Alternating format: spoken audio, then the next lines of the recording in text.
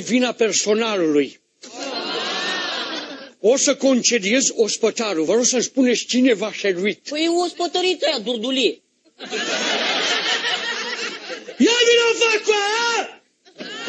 Tot nu ajută de clientă și ăsta înțeleg! Stai mă, seamă, nu țipa la mine. Domn, dar ăsta nici nu-i sir de par de om. Domnul, dacă nu vă place, îl mănânc eu.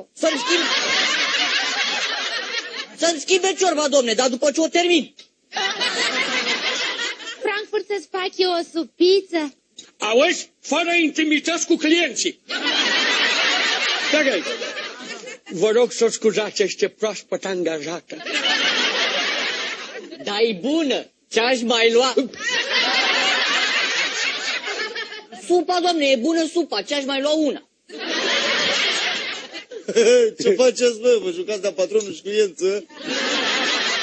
Nu mă joc, bă, tătică-mi deschisei restaurant, bă. Ce, mă, nărudul ăsta e cârciuma lui Romică, cum s-o deschizi tu? Păi da, dar nea Romica a plecat la salon la mama și-o închisă. Și-o deschisei, eu te rang acolo. A, da? E, în cazul ăsta, patroane, adă și mie o țuică, bă. O doriți aici sau la pachet? Aici, mă. Imediat, dar aveți rezervare? Marș, dă-te, dreacu, de ia-te la el, auzi rezervare. Frankfurte, ia zi, mă, tu mai vrei să o iei pe Lila? Aoleu, ce-aș mai lua acum? Bă, stai, ai răbdare să termine și o facultate, că nu să fie toată viața servitoare, măturătoare, mai știu eu ce o... Suica dumneavoastră, domnul. Să văd întâi dacă e țuică. Țuică el. Ce cauți, fă halul ăsta aici, că te bate de... Fără intimități cu personalul, da?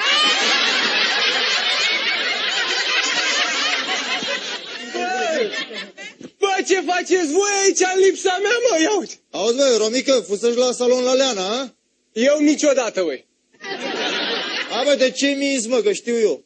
Ce dracu, bă, Costele, te-am mințit eu pe tine vreodată?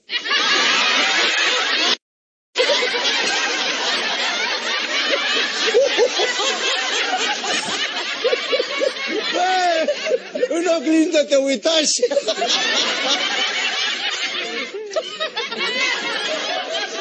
Pufiria dracu de proastă, uite ce mi-a făcut asta.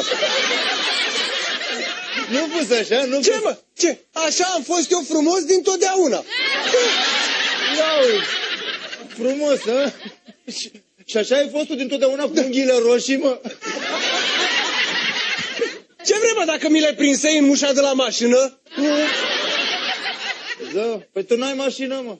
Ei, n-am, am de gând să-mi cumpăr. Am strâns și banii. Am strâns bani, uite, am 60 de milioane. Uite-te, bă, sunt acolo în startar.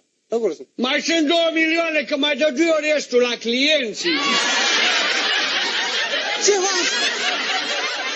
Banii mei, te omor, firea al dracu de nărot și tu? Tu ce faci, mă, aici? Dă-te la parte, că pun... Fără intimități cu personalul, da? Eu te... Bă, tu încotro, ha? Încotro ce gri... Ce-i tu aici? Ce-i asta, mă? Păi mi dă-te acținte restul. Că eu comandai de 60 de milioane și mâncai de 2. Și 58 mi-i dădu restul. Bravo, da, ieși, mă, ieși, mă. Băi, nimic nu meargă cu privatizarea asta, să mure din tot ce încercai, nu-mi ieși nimic. Numai lui Leana îi merge, mă, cu salonul, n-am văzut așa ceva.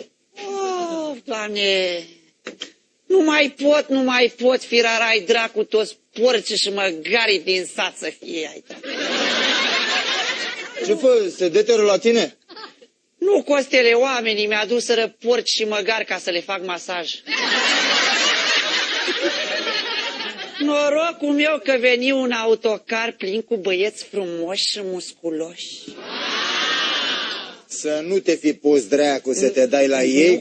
Nu, Costele, că erau homosexuali dintre ei. Și când începură să-mi zâmbească, le spusei că sunt femeie și nu mă să mai dă dură la mine. Chiar mă, Costele, cum ți-ai dat tu seama că asta este femeie când ai luat-o? Nu mi-am dat seama, mă, i-am zis, hai bă la un pahar. Și când am văzut eu că bea mai mult ca mine, zic, asta clar e femeie. Pirața ai dracu de nesimțiți amândoi, na, clar. Alo, ai grijă cum vorbești, domnul. Da? Ai grijă cum arăți, doamnă.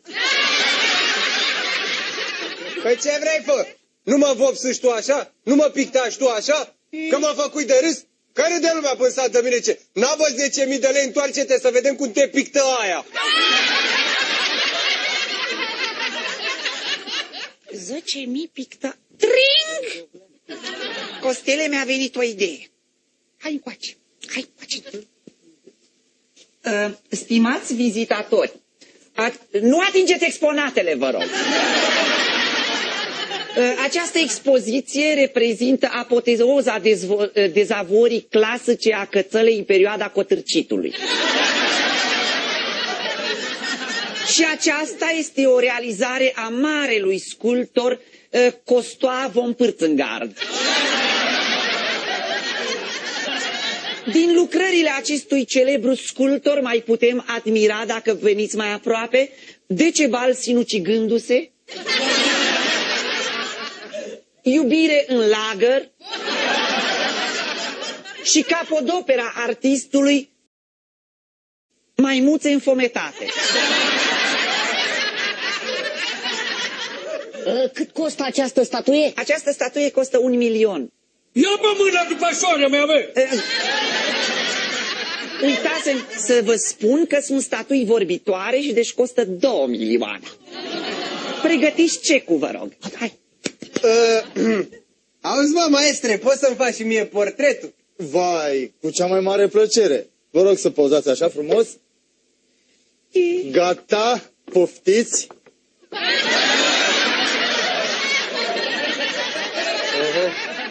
Ăsta care va să zic că sunt eu, hă? V-am stilizat puțin. Ce? Bă, Costele, Maestre, îți trag o bidinea peste ochi. maestre, fă-mă și mie așa portretul ăsta, desemnează-mă și pe mine dacă poți. Gata, poftiți.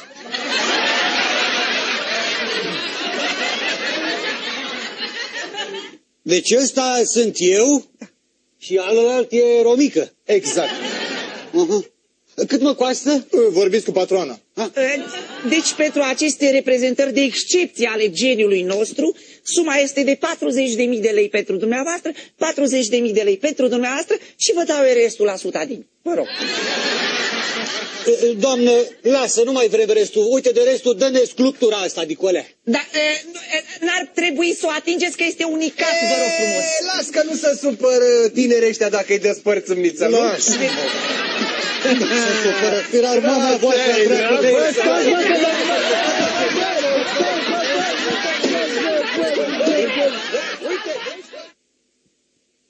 Aici avem o linguriță din paralitic. În stânga mea avem un superb vas de porțelan aparținând dinastiei Zbang.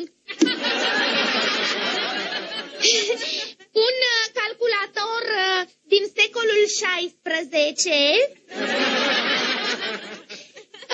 O eroare genetică a zilelor noastre.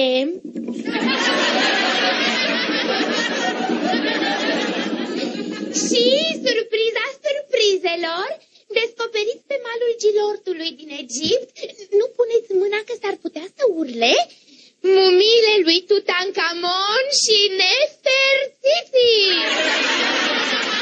Mulțumesc!